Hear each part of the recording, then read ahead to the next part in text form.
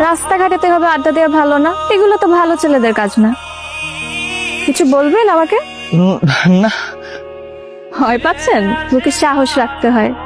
যা বলবেন সোজা সাপটা বলবেন। মামা চলেন।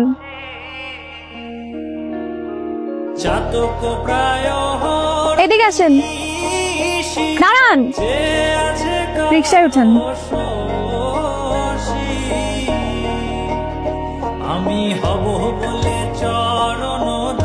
এত রাতে এখানে আসছো যে? আমার আপনাকে দেখতে খুব ইচ্ছে করছিল। সারাদিন 5-7 বার দেখার পর যদি দেখতে ইচ্ছে করে তাহলে তো মুশকিল। হয় না তো, আমার তোমাকে 5-7 বার দেখে মন ভরে না, আমার তোমাকে অহনিতবার দেখতে ইচ্ছে করে। বুঝলাম। তো এই শীতে যে শীতের কাপড় ছাড়া আসছো, এটা কি ঠিক আছে? তোমাকে দেখার পর থেকে আমার জীবন থেকে শীত, গ্রীষ্ম, বর্ষা সব চলে এসে গেলাম।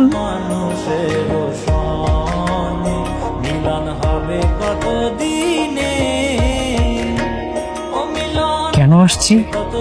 তুমি আমার সাথে কোনো ধরনের কোনো যোগাযোগ করতেছো না কেন? তুমি আর কিছুদিন ওয়েট করতে পারলো না? ওয়েট? কিসের ওয়েট? আমি প্রত্যেকটা দিন মরি তোমারে দেখার জন্য, তুমি একদিনও আমারে দেখতে চাও না। মানে আমার সবগুলো প্ল্যান তুমি ভেস্তে দিলা। প্ল্যান? কিসের প্ল্যান? আমি কোনো প্ল্যান ট্যান বুঝি না। তো ঝামেলা না করে এখান থেকে যাও প্লিজ। তুমি ওর সাথে একটু, তুমি প্লিজ একটু বোঝার চেষ্টা করো।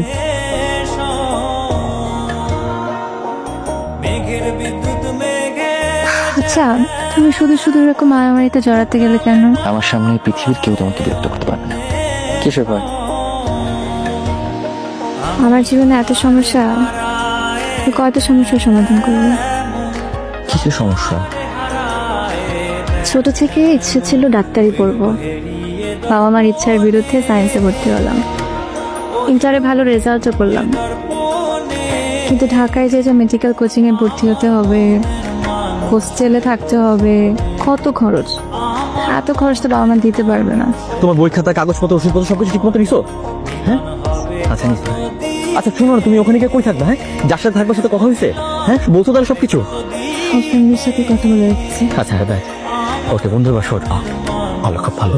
আচ্ছা শোনো না, ওখানে কিন্তু অনেক মানুষ থাকে বুঝছো, হ্যাঁ অনেক গাড়ি ঘোড়া থাকে, তুমি একদম ভয় পাবা না। আর একটু দূরে দূরে পুলিশ থাকে বুঝছো, যদি ভয় পাও সাথে সাথে ডাক দিবা, ওরা চলে যাও, তোমাকে হেল্প করবে।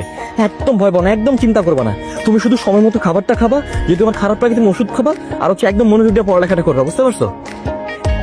আর শোনো না, মানে তোমার যদি মানে একটু সময় হয়, মানে আমার একটু খোঁজ নিও বুঝছো, আমার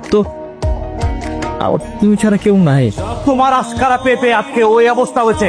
তুমি জিজ্ঞেস করো, আমার সারা জীবন সঞ্চিত টাকা দিয়ে তোমার জন্য গয়না কিনেছিলাম, সেই গয়না নাই। আরে বেটা জুই কই গেছে সেই ডাকো। জুই ঢাকায় মেডিকেল কোচিং এ ভর্তি হয়েছে। জুই তোমারে আলু দেখায় আর একটা পুলার লোকে ভাইয়া গেছে।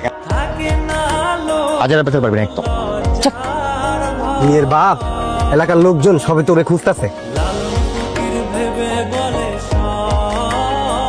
তোমার সাথে পরিচয়ের মুহূর্তটা আমার জীবনে অনেক কঠিন সময় ছিল। অন্তিকের সাথে সম্পর্কটা বাবা মা মেনে নিতে পারেনি, তো তাই তোমাদের এলাকাতে আসতে হয়। তোমার সাথে পরিচয়ের পর আমার জীবনের সবচেয়ে সুন্দর মুহূর্ত কেটেছিল। তুমি আমাকে শিখিয়েছো কিভাবে ভালোবাসতে হয়, কিভাবে ভালোবাসার মানুষকে আগলে রাখতে হয়। বিশ্বাস করো, আমি সত্যি তোমাকে ভালোবেসেছিলাম, কিন্তু অন্তিক যখন ফিরে আসে আমি ওকে ফেরাতে পারিনি। কেন জানো? ওর সাথে বেড়ে উঠেছি তো, ও আমার প্রথম প্রেম।